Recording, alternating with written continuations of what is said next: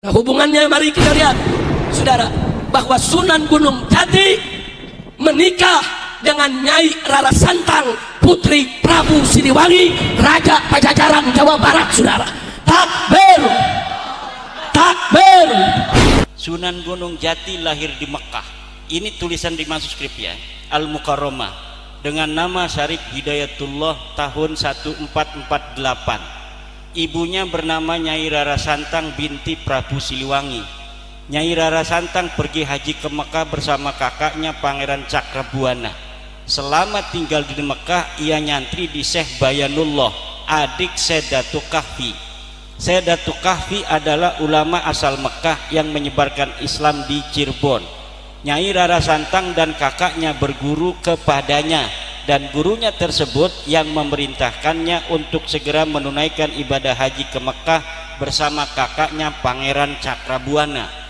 Di Mekah, Nyai Rara Santang menikah dengan Syarif Abdullah Al-Hashimi, yang kemudian setelah menjadi sultan bergelar Sultan Maulana Mahmud Al-Hashimi.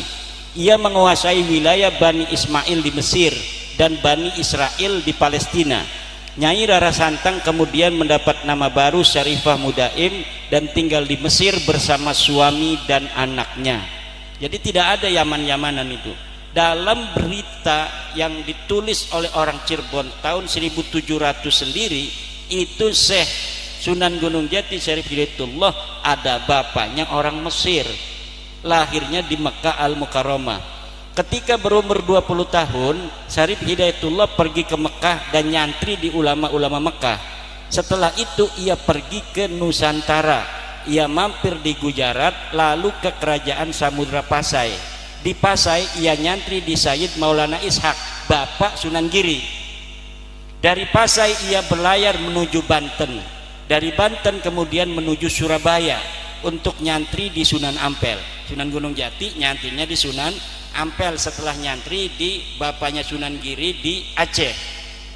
Setelah beberapa lama barulah ia diperintahkan menemui pamannya di Cirebon untuk menyebarkan agama Islam. Ia membangun pesantren di daerah Gunung Jati, kemudian ia dikenal dengan Sunan Gunung Jati. 3 paragraf di atas adalah kisah Sunan Gunung Jati yang penulis ambil dari manuskrip Carita Purwaka Caruban Nagari dari mulai pupuh 12 sampai 17. Manuskrip Carita Purwaka Caruban Nagari adalah sebuah kitab yang ditulis Pangeran Arya Cirebon tahun 1720.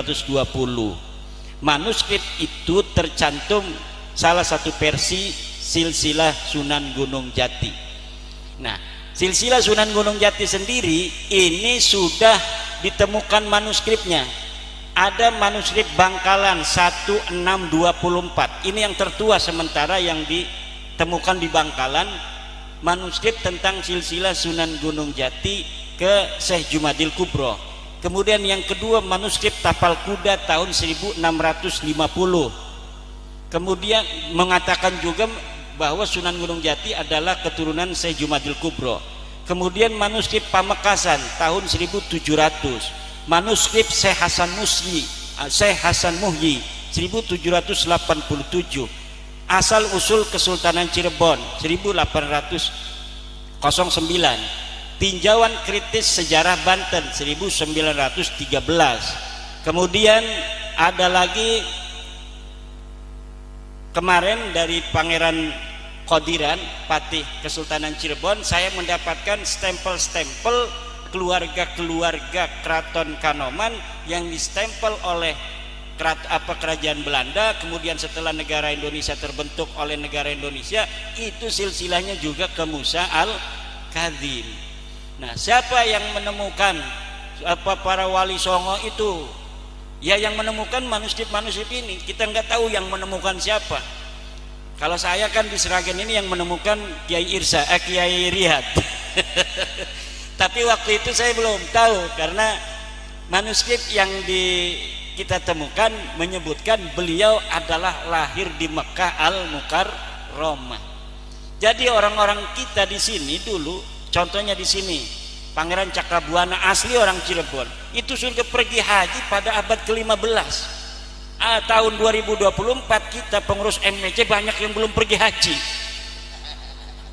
banyak ngerokok melulu